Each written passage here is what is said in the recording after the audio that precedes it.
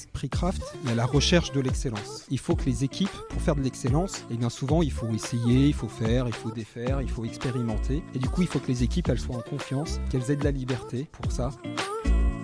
Nous avons pris le choix de proposer en fait des événements à destination des développeurs, des journées dev, comme on les appelle chez nous, où les développeurs choisissent le contenu de leur journée et il y a toujours des sujets autour du craft. On parle de craft, mais juste avant craft, il y a culture. Et à mon sens, la culture, c'est pas juste des convictions individuelles, mais c'est aussi des convictions qui soient partagées. Je suis Pierre L'Hôpitalier, cofondateur de Kaibi, société spécialisée dans le digital et le développement applicatif. Ces 15 dernières années, j'ai eu la chance de rencontrer de nombreux CTOs et talents du monde de l'IT qui le sont devenus. Aujourd'hui, je leur donne la parole et ils nous donnent leur vision.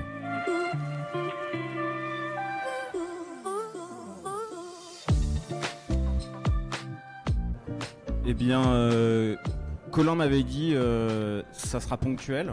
Je vois que les portes se ferment à 16h30. C'est pile poil ponctuel. Merci à tous d'être là. C'est un format un peu particulier.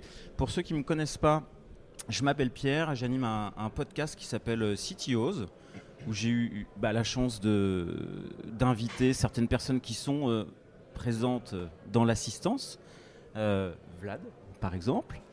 Et Adrien à ma gauche. Et donc, sachez que aujourd'hui, je suis stressé parce que j'ai l'habitude d'animer un podcast en enregistrant en one-to-one dans un contexte plutôt intimiste. Et là, vous êtes nombreux et on m'avait dit animer une table ronde. Déjà, vous voyez qu'il y a 2 tables et qu'elles ne sont pas rondes. Donc, il y a un petit peu de stress. Et de quoi on va parler aujourd'hui ?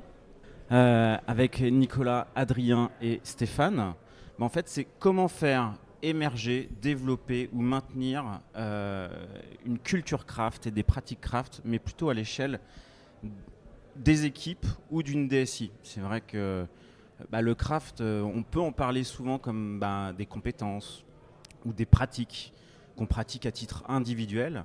Mais voilà, quelle est l'importance de l'impulsion managériale, de la culture ? Et donc avant de démarrer, je vais laisser Adrien, Nicolas et Stéphane se présenter. Allez, bonjour à tous. Du coup, je m'appelle Adrien Blandin. J'ai été le CTO de Le Permis Libre pendant les 7 dernières années. Donc Le Permis Libre, c'est une auto-école en ligne qui est à Lyon. Et depuis ce début d'année, je travaille désormais en tant que CTO à temps partagé pour accompagner plusieurs clients. Bonjour à tous, donc je m'appelle Nicolas Ruffel et moi je suis le responsable R&D chez Tenaxia, une entreprise qui fait du logiciel dans le domaine de l'ESG, donc tout ce qui est santé, sécurité, environnement, RSE pour les entreprises. Bonjour à tous, moi je m'appelle Stéphane Roset. J'ai eu un parcours assez classique, j'ai démarré comme développeur Java dans une ESN. Et après, j'ai eu une évolution typique pour un profil technique, développeur senior, tech lead, expert technique. Et actuellement, j'occupe le poste de staff engineer chez Enedis, où je travaille essentiellement sur une application qui s'occupe de la supervision de la chaîne communicante Linky. Pour les personnes qui ont assisté au talk de Damien, il en a parlé tout à l'heure. Et c'est un projet d'environ une 50aine de personnes. Donc voilà, je viens en toute humilité, je ne suis pas CTO, mais voilà, c'est pour vous donner les éléments de contexte. On t'a vu beaucoup en photo aujourd'hui, oui, sur pas mal de conférences, pour ceux qui ont vu la conf de Damien. Alors moi, j'ai une première question par rapport à ça, par rapport au sujet d'aujourd'hui. J'espère que ce ne sera pas des questions trop pièges. Pourquoi est-ce que vous pensez qu'une somme d'individualités qui sont compétentes et motrices sur les pratiques craft peuvent fonctionner ou ne pas fonctionner? Est-ce qu'il peut manquer des choses? Voilà, est-ce que ça suffit d'avoir des gens, une somme d'individualités motrices dans une équipe?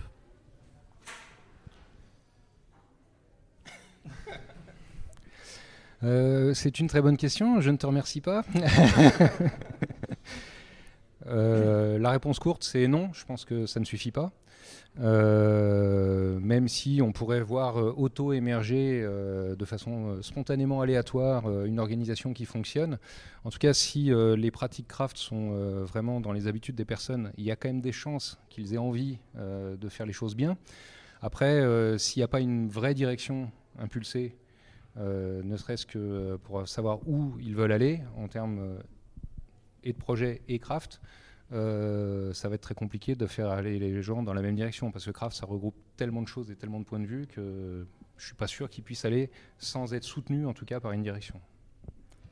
Moi, j'ajouterais que pour moi, dans l'esprit craft, il y a la notion de collaboration, de travailler ensemble. Donc c'est un aspect qui est également important. Et juste pour rajouter un petit truc, on parle de craft, mais juste avant craft, il y a culture. Et à mon sens, la culture, c'est pas juste des convictions individuelles, mais c'est aussi des convictions qui soient partagées. Et pour les partager, pour que chacun en ait conscience et les partage avec les autres, il faut un petit peu plus que ça. Il faut les faire vivre, les instaurer et les communiquer. Bah, du coup, merci. Et comment ? Vaste sujet. Merci Adrien. Comment ? Je pense qu'il y a beaucoup de choses qu'on peut faire. Je ne pense pas qu'il y ait non plus une réponse unique et universelle. Ça va dépendre beaucoup des entreprises et des profils en place. Je pense la toute première chose qu'il faut avoir, c'est qu'il y ait déjà quelqu'un qui ait envie d'instaurer cette culture craft et quelqu'un qui ait la capacité à influencer l'entreprise pour que cette culture craft puisse émerger. Ça veut dire un leader, un manager, quelqu'un qui aura le pouvoir de convaincre pour pouvoir mettre ça en place derrière. Oui, je suis entièrement d'accord. J'ajouterais que pour que ça se produise, que cette culture se répande, il faut que les gens aient la possibilité de communiquer entre eux. Donc il faut... nous avons pris le choix de proposer en fait des événements à destination des développeurs, des journées dev, comme on les appelle chez nous, où les développeurs choisissent le contenu de leur journée, et entre autres, il y a toujours des sujets autour du craft. Il y a des katas, il y a la découverte du DDD, la découverte du BDD pour ceux qui ne connaissent pas encore. Ça peut être aussi, on a fait des katas sur le TDD, beaucoup de DD dans tout ça. Et puis d'autres sujets, des retours de conférences, y compris Xcraft. Donc créer en fait une culture, c'est aussi partager tout ça, partager ce que tout le monde connaît autour du sujet craft, si c'est la culture craft dont on parle, et le mettre ensemble en œuvre à un moment donné. Donc toi, dans l'organisation, une des solutions que tu as trouvées, c'est donner du temps sur du temps de travail et non pas du temps de veille à tes équipes. Ah oui, parce que c'est du travail. Oui, de mon côté, je suis obligé de donner quelques éléments quand même sur le contexte qu'on avait quand on a démarré ce chantier-là. On est sur une application existante qui a un peu plus de 10 ans, sur laquelle on n'appliquait pas de pratique craft. On n'avait donc pas cette culture craft.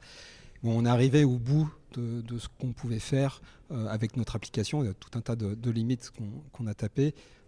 J'avais fait un talk l'année dernière dans le cadre de Lyon Craft. Je fais un petit peu de pub au passage.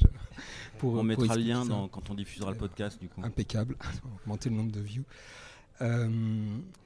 Et du coup, nous, on avait identifié, pour pouvoir faire émerger cette culture craft, il y a un contexte, on va dire un terrain qui doit être propice pour ça. Donc on avait en quelque sorte des prérequis à faire pour pouvoir commencer à travailler sur l'émergence de cette culture craft. Et notamment au niveau organisationnel, on avait des équipes qui étaient assez silotées. On avait une équipe qui s'occupait du développement métier, une autre des chantiers techniques, une autre de la prod, etc. Donc c'était très siloté et pas vraiment de responsabilité globale. Donc un des premiers points pour nous, c'était d'avoir des équipes, des feature teams qui étaient autonomes et responsabilisées. Donc autonome, ça veut dire que elles sont autonomes pour travailler, on va dire, de la captation de l'idée jusqu'à la production. Et la partie responsabilisée, elle est importante. Pour moi, ce sont des équipes qui ont la liberté de faire des choix techniques, organisationnelles, sur leur mode de fonctionnement. Si elles veulent fonctionner en Kanban, elles le font. Enfin, voilà, elles peuvent prendre tout un tas de décisions. Et pour moi, c'est important, ça, cette liberté-là, parce que dans l'esprit craft, il y a la recherche de l'excellence. Et il faut que les équipes, pour faire de l'excellence, et bien souvent, il faut essayer, il faut faire, il faut défaire, il faut expérimenter. Et du coup, il faut que les équipes, elles soient en confiance, qu'elles aient de la liberté pour ça. Donc, on leur donne. Et c'est un environnement qui est nécessaire pour faire émerger cette culture-là. Est-ce que vous voyez d'autres prérequis à mettre en place ? Non, mais je voulais juste rebondir sur ça. C'est que pour que les équipes se sentent en confiance, à mes yeux, il faut aussi instaurer une culture du droit à l'erreur. Et ça ne veut pas dire qu'on veut que tout le monde se plante, mais ça doit être partagé et connu de tous les développeurs qu'ils ont le droit de faire des erreurs. Mais avoir le droit de faire des erreurs, ça vient aussi avec quelques conditions. C'est que, si ça merde, il faut rattraper son erreur le plus vite possible. Il faut être capable de la reconnaître publiquement, son erreur aussi, et de ne pas la cacher. Et c'est là où la confiance rentre en jeu pour que chacun soit libre de dire qu'il s'est trompé. Et puis ensuite, il faut être capable de tirer une leçon de ses erreurs pour ne pas les reproduire. Parce que faire 10 fois la même erreur, là ça commence à être un petit peu beaucoup. Mais mettre une culture du droit à l'erreur, ça me semble assez aussi primordial dans les équipes de développement. Oui, sur ce point-là, j'aimerais ajouter que du coup, l'appropriation collective du code, c'est quelque chose d'important aussi, parce que ce n'est pas le code d'une personne, c'est le code de l'équipe. Et du coup, s'il y a une erreur, c'est l'erreur de tous. Donc ça, je pense que c'est un point important. Et sur un deuxième prérequis que je voulais ajouter, c'était également le fait que pour pouvoir diffuser cette culture craft, entre guillemets, il faut des diffuseurs. Donc nous, dans notre équipe, la plupart des personnes n'avaient jamais eu l'opportunité d'expérimenter les pratiques craft, d'acquérir cette culture craft. Donc on est passé par du recrutement de nouvelles personnes. On a rajouté ce qu'on appelle dans chaque équipe, alors on appelait ça des référents étoiles DD, parce qu'on faisait référence aux pratiques TDD, BDD et l'approche DDD. Maintenant on les appelle les référents craft. Et du coup on a rajouté des référents craft dans chaque feature team. Et ces référents sont vraiment là pour animer, diffuser cette culture craft. Et on a également un coaching global, donc des personnes qui interviennent un jour par semaine et qui nous aident à mettre en place toutes ces pratiques. Donc on a misé aussi sur l'accompagnement pour la diffusion de la culture craft. Est-ce que vous avez rencontré des freins à la mise en place d'une culture, des freins à la mise en place d'une culture ou une organisation ? C'est quoi les freins à l'adoption d'une culture craft finalement ? La roadmap. La roadmap ? Le temps. Souvent, mettre en place des pratiques nouvelles, ça demande du temps pour apprendre, du temps pour les expérimenter, du temps pour les mettre à l'épreuve du temps, justement. Et quand on a une roadmap remplie à 100% en permanence, c'est compliqué de dégager ce temps-là. Alors quand nous, jusqu'à maintenant, on était dans une culture projet plus que produit. Et dans une culture projet, le temps, il n'y en a vraiment pas beaucoup parce que dès qu'un projet est fini, il y a le suivant qui est déjà vendu, qui arrive. Et c'est compliqué à ce moment-là de dégager du temps. Donc l'institutionnalisation d'un temps de partage, comme on l'a fait, c'est important. D'un temps de veille, d'un temps pour prendre justement le temps de diffuser, comme tu as pu l'expliquer, c'est super important, mais c'est pas suffisant. Il faut aussi avoir le temps d'expérimenter réellement au quotidien. Et il y a des fois où on n'a pas le temps, donc on le fait pas bien. Donc pour moi, une roadmap trop chargée, il faut du slack, il faut du mou pour arriver à le faire. Du coup, ça c'est difficile à vendre, ça en fait ? Extrêmement difficile à vendre. C'est le plus gros frein pour toi, la roadmap et le manque de mou. Oui. Le manque de mou. Ouais. D'autres freins que vous identifiez ? Entre les lignes, dans les freins qu'on peut avoir, on va avoir soit un frein au niveau des équipes qui ne voudraient pas adopter cette culture, mais vous tous ici présents, comme n'importe quel développeur, je ne pense pas que vous vous leviez le matin pour faire du travail de mauvaise qualité. Donc c'est à mon sens pas là qu'on aura vraiment un frein. Ça va plutôt être au niveau des décideurs et des niveaux hiérarchiques à la direction de l'entreprise. Quand on veut vendre de la qualité, souvent ce qui va être perçu, c'est que ça va se faire au détriment de la quantité, de la roadmap, et il faut réussir à faire comprendre que la qualité, des fois, va amener de la quantité de sujets. Mais c'est sur ces questions-là que je trouve que le frein est le plus fort. Après, nous là-dessus, ce qui nous a beaucoup aidé aussi, c'est le sponsoring. Voilà, on avait un sponsoring fort de notre CTO, donc ça aide à mettre en place et à faire accepter ces freins-là. Et dans les freins aussi, il peut y avoir simplement, mais sur la mise en place de certaines pratiques, le TDD ou le PR ou le mob programming, des fois il faut un petit peu de temps pour avoir l'adhésion des équipes. Nous on a commencé avec des coding dojo pour faire des katas, pour faire de l'initiation au TDD, donc c'était les personnes qui souhaitaient venaient, c'était absolument pas obligatoire. Et petit à petit, je pense que les équipes ont pris conscience de l'intérêt de ces pratiques. Le pair et le mob programming, je trouve, aident beaucoup. Parce que là, pour le coup, on n'est pas sur un exercice. Enfin, on le fait souvent sur du vrai code, sur notre vrai produit. Donc c'est aussi une façon efficace de convaincre. Est-ce qu'au fond, tout le monde entend ou pas ? Ouais, ça fonctionne. Ça va, quoi. On tend l'oreille, quoi. J'allais ouvrir un petit tiroir sur l'onboarding, dans la partie culture, adoption d'une culture. Qu'est-ce que vous avez mis en place qu'est-ce que vous avez connu, quelles erreurs vous avez faites sur la partie onboarding, phase cruciale, je pense. Est-ce qu'il y a des choses que vous pouvez dire sur la partie onboarding ? Alors je vois que tout le monde tourne la tête vers moi. Dans le cadre d'un nouvel arrivant, alors nous chez Enedis, on a ce qu'on appelle déjà le SaaS, qui est une journée pour avoir une vision, une compréhension globale du métier d'Enedis et des différents projets. Après, au sein de notre équipe, déjà un point qui est important, c'est que nous, toutes les feature teams font le recrutement des nouvelles personnes. Donc elles le qualifient, donc ça pour moi c'est quelque chose qui est très important aussi. Et lors de la qualification, on s'assure aussi que cet esprit craft, il est présent lors de la discussion. Le côté humain est très important et souvent on fait aussi un kata de code avec la personne pour s'assurer que elle est à l'aise avec les pratiques. Alors ça peut être un exercice un petit peu stressant. Donc en général, c'est un kata de code que vous faites à l'onboarding, pas au recrutement, à l'onboarding. Au recrutement, pardon. Au recrutement. Là, on est encore au recrutement, ouais, tout à fait. Ouais. Donc on fait au mode navigateur pour la personne. Et une fois effectivement que la personne est là, alors nous on a une organisation du travail, on est à 50% sur site, à 50% en télétravail. Donc on s'assure de faire l'arrivée quand on est sur site. C'est quand même plus facile pour les échanges.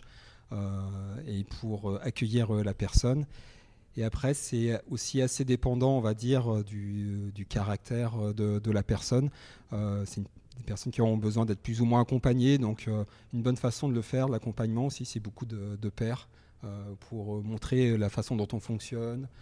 C'est quelque chose d'assez efficace et le dosage varie en fonction un peu des caractères. Le point avec lequel je suis entièrement d'accord, c'est... Avant l'onboarding, il y a effectivement la phase de recrutement. Et dans la phase de recrutement, c'est primordial d'intégrer une étape avec l'ensemble de la feature team ou de l'équipe avec qui le postulant serait amené à travailler. Ça permet de responsabiliser l'équipe et puis de leur faire s'approprier eux aussi une partie de la culture et une partie des valeurs qu'ils vont chercher chez le postulant. Et une fois que cette étape est validée, que la personne intègre l'équipe, il y a quelque chose que j'ai toujours apprécié et que j'ai mis en place, surtout dans des environnements comme les nôtres, où on a une culture du télétravail qui est aussi assez forte, avec des personnes qui ne sont pas toujours en présentiel, c'est de beaucoup favoriser l'écrit. Donc l'onboarding chez nous, c'était une étape, on ne va pas se mentir, un petit peu fastidieuse, avec beaucoup de lectures. Et la première étape de lecture, c'était ce qui s'appelle le README du CTO. Globalement, c'est un petit document assez court, mais dans lequel le CTO va exprimer toutes ses valeurs et la culture qu'il essaye de mettre en place dans l'entreprise.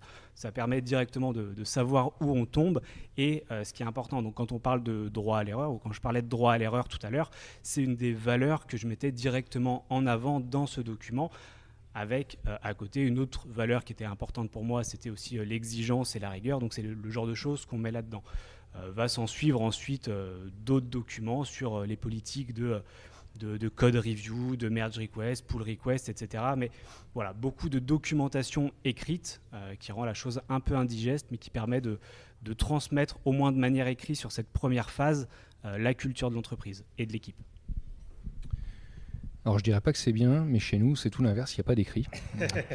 La tradition orale est encore très très forte, sans doute trop forte. Mais le fait est qu'on a un onboarding assez différent puisque la personne arrive, elle finit d'installer son poste de travail parce qu'il y a plein de choses qui sont automatisées, mais tout n'est pas fait, donc il est obligé de découvrir déjà comment va fonctionner son poste de travail, quelles sont les technologies qu'il va utiliser, monter quelques dockers, etc. C'est très bien documenté ça, mais il le fait lui-même. Donc ça l'oblige à rentrer comme ça. Et puis dès qu'il a fini tout ça, ça lui prend en général moins d'une journée. Il va travailler en pair directement avec un autre dev. Alors on essaye de choisir plutôt un dev expérimenté qui a les bonnes valeurs à pousser, tant qu'à faire, voilà. Oui, mais c'est pas toujours possible, il y a les vacances et tout. C'est pas toujours aussi simple que ça. Mais en tout cas, on essaie de trouver les bonnes personnes pour accompagner pendant les premiers jours en pair programming 100% la personne. Donc ça permet de découvrir le process. Ça permet de découvrir quelles sont les bonnes pratiques. Ça permet de découvrir aussi quelle tête a réellement le code. Parce qu'entre ce qu'on vend et puis ce qu'on fait vraiment, c'est pas toujours la même chose. Et au bout d'une semaine ou 2 semaines, selon les personnes, on fait un point. On essaie de voir ce qu'il a compris. Et puis ce qu'il n'a pas compris, on lui demande de le documenter, parce qu'on essaie de mettre de la doc maintenant. Et voilà, donc on est vraiment dans cette approche d'artisan, où la personne vient et commence tout de suite à utiliser les outils, mais avec quelqu'un d'autre, pour pas se blesser, parce que ce serait dommage. Je rajoute également, nous, au bout de 2-3 semaines, on demande au nouvel arrivant de faire un rapport d'étonnement pour dire, voilà, tout ce qui l'a agréablement surpris, ou à l'inverse. Est-ce que les gens se lâchent vraiment ? Ça dépend. Mais oui, il y a souvent des axes d'amélioration qu'on peut en tirer, donc c'est assez intéressant. Juste petite chose, moi j'ai pas l'habitude qu'il y ait autant de monde, comme je vous l'ai déjà dit. D'habitude je pose toutes les questions, mais vous pouvez éventuellement réfléchir aux questions que vous allez poser dans quelques minutes. Voilà aussi, parce que voilà, vous êtes nombreux, vous avez peut-être des questions que vous voulez poser sur le sujet. Et moi je voulais faire, là on a parlé pas mal de choses qu'on met en place pour faire émerger les conditions les prérequis. Est-ce que vous avez vécu dans vos expériences ou dans vos organisations des moments où en fait l'orga cible, la culture cible, elle progresse plus mais elle décline ou ça se dégrade? Et comment vous l'observez et quels en ont été les facteurs que vous avez identifiés? Visiblement tout va bien. Alors, j'essaie de sélectionner la moins pire. Oui, j'ai constaté des dégradations. Déjà, la croissance de l'équipe rapide est un facteur de dégradation. On a beau dire qu'on recrute toujours les personnes adéquates. Quand on essaie de recruter beaucoup, c'est peut-être un petit peu moins adéquat que d'habitude. On laisse passer sûrement des choses qu'on n'aurait pas laissé passer dans des périodes plus calmes. Donc les personnalités ne sont pas toujours celles qu'on attendait. Après, la transmission d'une culture, encore une fois, ça prend du temps, c'est ce que tu disais tout à l'heure. Et quand on grossit vite, en fait, on multiplie ce passage de culture, parce que c'est pas parce qu'on met quelqu'un dans la marmite qu'il va infuser avec toutes les herbes. Ça marche pas si bien que ça. Il faut que chacun, il faut passer du temps avec ceux qui arrivent, pour leur expliquer, pour leur faire comprendre pourquoi on fait les choses, comment on fait les choses. Et avec donc ce facteur grosse croissance de l'équipe, on n'a plus assez de monde pour faire ce job-là. Donc à ce moment-là, forcément, il y a des petits ratés et ça se voit en général sur la qualité du code, très vite, ou sur le process qui n'est pas suivi suffisamment bien. Et donc ça laisse passer, encore une fois, des problèmes génériques de qualité. C'est même des fonctionnalités qui ne sont pas testées correctement à la fin ou qui ne font pas exactement ce qui était attendu parce qu'on a été trop vite, quoi. Voilà. Donc toutes les phases de feedback n'ont pas été respectées et le résultat n'est pas au rendez-vous. Je pense que ça, c'est un des scénarios où on va le plus facilement voir la culture s'effondrer. C'est sous le poids du stress, souvent d'une roadmap chargée, puisque en général, on va essayer de tenir les délais à tout prix, et souvent, pour tenir les délais, c'est là où on va sacrifier un certain nombre de process qualité, de rituels, qui nous évitent de tomber dans la sous-qualité. L'autre scénario que je peux voir sur une culture qui ne se développe pas comme prévu, c'est à passer à un certain stade, quand les équipes deviennent un peu plus conséquentes, c'est plus une seule personne qui va être chargée de diffuser cette culture, et il va falloir s'appuyer sur des relais de transmission. Et un des problèmes qu'on peut observer, c'est si ces relais de culture n'ont pas tout à fait les mêmes valeurs, ne sont pas parfaitement alignés avec cette culture, va se créer une sous-culture ou des conflits de culture. Et ça, c'est des choses qui peuvent diviser l'équipe et amener des résultats assez catastrophiques sur le partage de valeurs communes. J'ai pas grand-chose à ajouter de mon côté.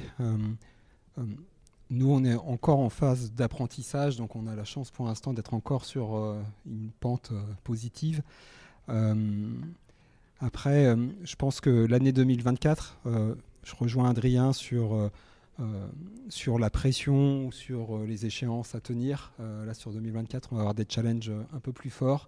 Donc effectivement, on va voir si l'ensemble tient, hein, si on arrive à garder le niveau de qualité qu'on souhaite. Mais je n'ai pas grand-chose à ajouter de mon côté. Alors moi, je pensais que vous alliez peut-être me dire, parce qu'on a parlé d'onboarding, mais en fait, il y a quand même l'effet départ, quoi, qui me semble peut-être être ça crée du déséquilibre. Dans un équilibre, une dynamique qu'on a envie de créer quand on a des arrivées. Départ clé, vous en avez vécu, comment on recraftise quand on a des départs clés? Alors, je botte en touche, j'ai pas eu de départ depuis 2019, donc tu es bien chanceux. Ça va venir, hein. C'est pareil, alors, depuis 2018. Non, pour être plus sérieux, chez Enedis, on a du turnover, hein, alors qui est quand même assez bas. Aujourd'hui, la mise en place des pratiques craft a plutôt eu l'effet inverse, dans le sens où ça a amélioré l'attractivité du projet.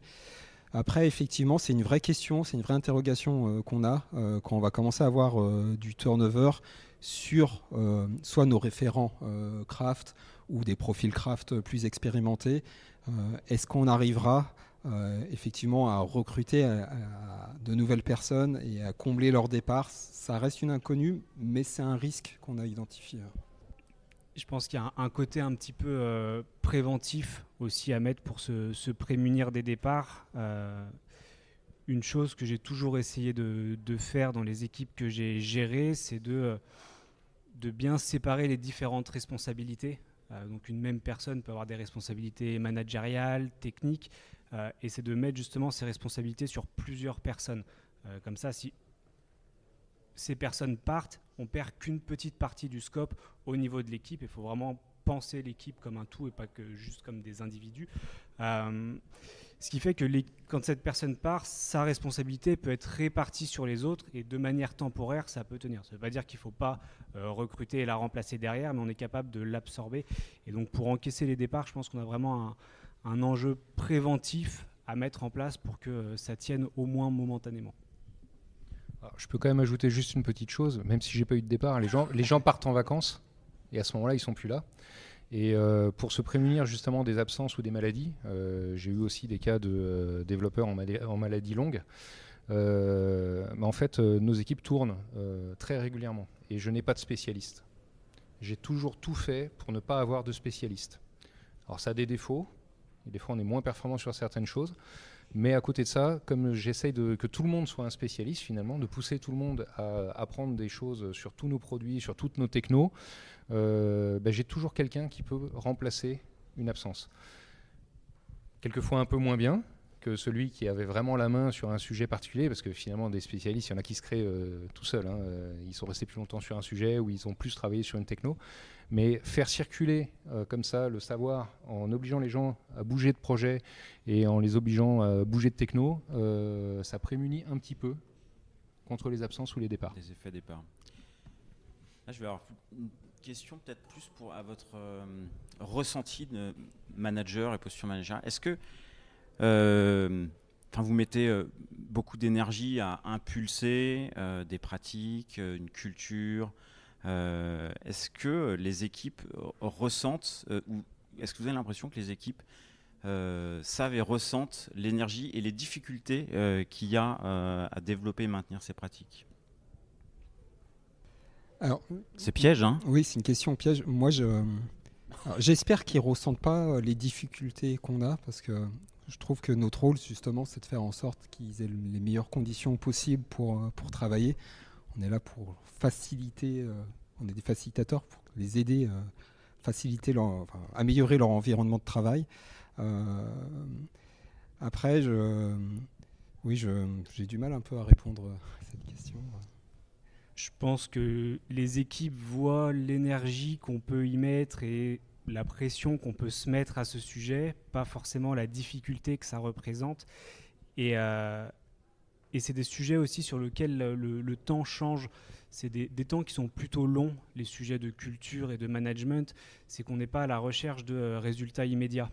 Quand on se lance dans un correctif de bug ou une amélioration de performance, la gratification, elle va être assez rapide puisqu'on met en ligne la fonctionnalité, on met en ligne le correctif.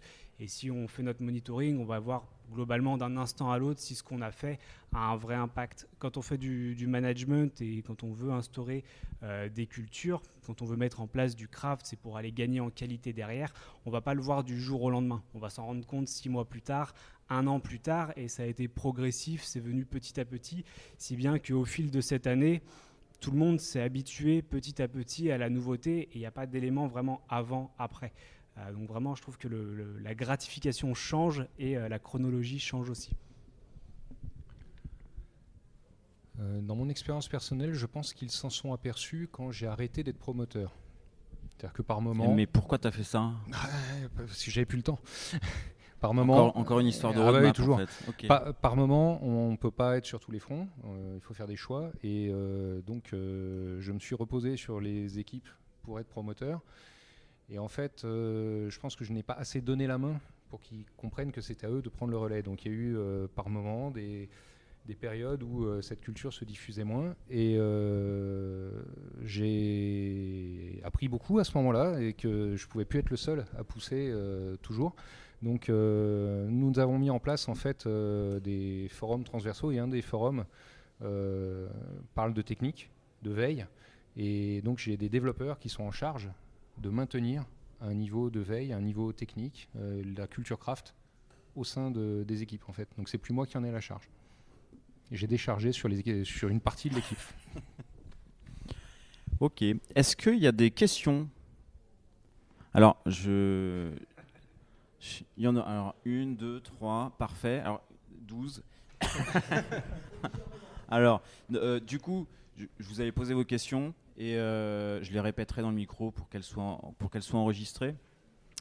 J'avais vu Colin avant le début de l'enregistrement, il avait dit moi j'ai des questions et je vais du coup commencer par toi, Colin. Alors est-ce qu'il y a une chose qui n'a pas été dite et que vous voudriez rajouter dans ce temps définitivement trop court d'enregistrement? Sûrement beaucoup de choses, mais la chose la plus importante, c'est qu'il faut y consacrer du temps. Et de la formation, ce qui n'est pas évident parce que des formations craft, il n'y en a pas tant que ça. Et même des gens qui se disent connaître, selon leur seniorité, ça leur fait souvent du bien de repartir sur une formation.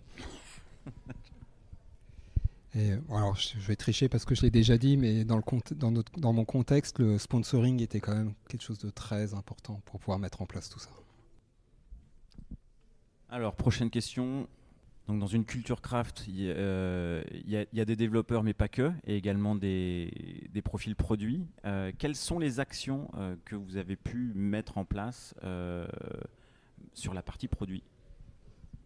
Alors, je suis entièrement d'accord avec ta question et ta remarque. Et une des premières choses et des plus difficiles que j'ai essayé de faire, c'est justement de réunir les équipes techniques et produits et d'instaurer une culture où le mot d'ordre, c'est que tout le monde a le même métier, produit technique, c'est celui de faire des applications. On n'a pas le même rôle dans le fait de construire des applications, mais en tout cas, c'est tous notre métier. Et du coup, le produit, les designers, les product managers travaillaient de concert avec les développeurs, étaient chargés du recettage avec les développeurs. Et on en revient à ce qu'on se disait tout à l'heure, où il n'y a pas de responsabilité individuelle sur une fonctionnalité, mais il y a bien une responsabilité collective. C'est que si on sort un bug, par exemple, ou une fonctionnalité qui ne marche pas, on a eu plusieurs développeurs qui ont fait la conception technique, plusieurs développeurs qui ont fait la code review, des PM, des designers qui ont participé au recettage. Donc quand on envoie en prod, c'est un raté de l'ensemble de l'équipe, mais pas seulement des développeurs. Ouais, j'ai rien à ajouter. C'est un travail permanent comme avec le reste de l'équipe, mais oui, il faut tenir compte des PO, PM, selon ce qu'on a à disposition dans cette culture. Et c'est en effet pas plus facile qu'avec les devs. Et pour compléter, je dirais que nous, je pense que, en tout cas moi, c'est quelque chose que j'avais sous-estimé. Je le réalise encore quand j'ai assisté tout à l'heure à la présentation de mon PM. Donc le sujet était notamment celui-là. Et les actions qu'on avait menées, comme je le disais, nous on s'est fait accompagner. Donc on avait des personnes qui venaient chaque semaine et donc qui ont aussi aidé les PO et les PM à mieux comprendre leur place. À les aider aussi sur le fait que voilà, on a cassé les silos maintenant. Comme tu le dis, Adrien, on travaille tous ensemble sur un produit. Donc faire des ateliers d'event-storming avec tout le monde, les utilisateurs, les développeurs, PM, PO. On a été accompagnés là-dessus. Enfin, voilà, c'est juste un exemple, mais l'accompagnement nous a pas mal aidé aussi pour ces profils-là. Comment faire émerger, développer et maintenir une culture craft quand on n'est pas CTO ? Stéphane a la réponse, il faut un sponsor. Il faut le sponsor du CTO. Après, c'est sûr que c'est plus compliqué sans sponsoring s'il n'y a pas l'accord de la branche managériale. Une solution aussi, c'est peut-être de commencer doucement et de montrer par des résultats concrets ce que peut apporter. Je ne sais pas où tu en es, mais par exemple, ce que peut apporter la pratique du TDD, on touche juste à une méthode de développement, donc c'est quelque chose qu'on peut commencer à mettre en place. Et si ça fait ses preuves, on peut, de façon itérative, aller un peu plus loin, mettre en place d'autres pratiques. Et si ça porte ses fruits, je pense que forcément, à un moment donné, il y a quelqu'un qui va se poser la question en se disant mais ça marche bien ce qu'ils font, on va s'y intéresser, il y a peut-être quelque chose. Ouais, je pense que le mode sous-marin, en effet, c'est une bonne approche qui va se heurter à ceux qui n'ont pas envie. Et là, comme il n'y a pas de sponsoring, ça sera la limite du modèle, c'est que ceux qui ne veulent pas, ils ne feront pas. Après, on peut les entraîner. Si on a des équipes qui le font bien, les équipes qui ne le font pas vont s'apercevoir qu'il y a des différences quand même, au bout d'un moment en termes de qualité. Et on peut créer de l'envie. C'est comme ça que je ferais en tout cas dans ce cas-là, c'est essayer de créer de l'envie, mais il faut démontrer des résultats. Commencer par ton équipe. La difficulté que tu auras, c'est que le changement sera limité à ton équipe seule. Il n'y aura immédiatement pas un impact sur l'ensemble de l'équipe technique. Et pour réussir à avoir cet impact, ça va être un travail d'évangélisation, un travail de lobbying. Il faut trouver quelqu'un qui va avoir le pouvoir d'influencer le reste de l'équipe, même si le point de départ de tout ça, c'est toi. Et évangéliser et faire du lobbying, c'est très difficile. Faut pas se mentir, mais changer une culture dans une boîte, c'est très difficile. Et pour ça, va falloir montrer l'intérêt que ça va avoir, va falloir trouver les bons arguments et changer et sortir un peu du périmètre de la tech pure. Va falloir parler un langage que les autres équipes comprennent. Ça va être le langage de la performance, des résultats, et montrer comment adopter cette méthodologie-là, cette culture-là, ça vient aider l'entreprise à atteindre ses objectifs. Et si tu fais ça, là, tu réussiras peut-être à trouver quelqu'un qui va t'écouter et qui va t'aider à ensuite donner cette impulsion dans toutes les équipes. Un peu de résilience, du coup. Beaucoup de motivation.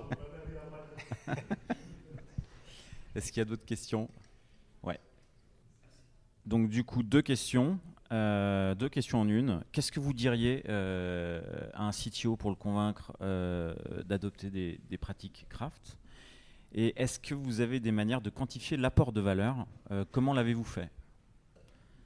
Et j'ai vu un haussement de sourcil qui m'indique que la question n'est pas simple. Et j'ai également le maître du temps qui m'indique qu'il reste 3 minutes. Donc potentiellement, ce seront les 2 dernières questions, les 2 dernières réponses. Moi, je poserais la question au CTO. Est-ce qu'il a des applications qui commencent à avoir quelques années ? Comment se passe la maintenance de cette application ? Est-ce que faire des évolutions sur cette application, est-ce que c'est facile ? Est-ce que c'est coûteux ? Parce que en fait, les pratiques craft te permettent d'avoir un code de qualité qui te garantisse sur le long terme, une évolutivité. Donc, avec le temps, on va dire même au début, il faut mettre en place tout le socle, ton application. Donc, au début, avec du craft, tu ne vas pas forcément sortir énormément de fonctionnalités, mais avec le temps, tu vas en sortir de plus en plus et après, ce sera constant. Alors que si tu cumules de la dette technique et un code compliqué, avec le temps, au début, tu vas sortir beaucoup de features parce que tu codes rapidement, et pas forcément très propre, mais quick and dirty. Donc ça sort rapidement, mais avec le temps, plus ça va aller, plus ça va être lent, plus ça va coûter cher, plus tu vas apporter des régressions sur ton environnement de production. Donc je pense que la plupart des CTO sont au courant que leurs vieilles applications ont du mal à vieillir, ont du mal à les faire évoluer, donc je le challengerai un petit peu là-dessus. Et sur quelle valeur apporte le craft ? C'est évolutivité, mais moi de mon côté, je ne peux pas encore la mesurer facilement. Je pense qu'on n'a pas encore suffisamment la culture du feedback et de la mesure chez nous, mais je pense que la satisfaction utilisateur aussi, parce que notre but c'est quand même d'apporter un produit de qualité qui apporte de la valeur à nos utilisateurs. Donc déjà la satisfaction de nos utilisateurs, c'est un élément important. Je demanderai au CTO quels sont les KPI qu'il suit et j'essaierai de voir si justement l'application du craft va permettre de les renforcer. Parce qu'il faut parler le même langage que lui finalement pour arriver à le convaincre. Donc si son KPI est lié à de l'argent, il faut lui montrer qu'il va économiser de l'argent ou en gagner plus. Si c'est sur de la productivité, il va falloir lui parler productivité, mais en tout cas il faut lui parler la même langue que lui. Et derrière, comment nous on mesure les effets du craft ? Une équipe où il y avait 6 personnes à l'époque, une centaine de bugs dans notre base de bugs. On est descendu à 40 bugs dans notre base de bugs. C'est une base de bugs découverts par nos clients, pas ceux qu'on trouve pendant le développement, donc ceux qui reviennent de l'extérieur. Et avec 30 développeurs, j'en ai 80. Donc on maintient un niveau de qualité quand même constant. Grâce à toutes les pratiques qu'on a mises en place. Désolé Adrien, tu ne vas pas pouvoir apporter ta réponse. Ils ont tout dit. On est à la fin du temps imparti. Juste petite conclusion. Quand on sortira le podcast, vous pouvez éventuellement mettre les questions qui n'ont pas été posées dans les commentaires. Et s'il y a beaucoup de questions dans les commentaires, je ne serais pas surpris qu'on fasse peut-être une version un peu plus longue qu'on sortirait plus tard. Voilà. N'hésitez pas donc à l'apéro, à voilà, à plus tard. Merci.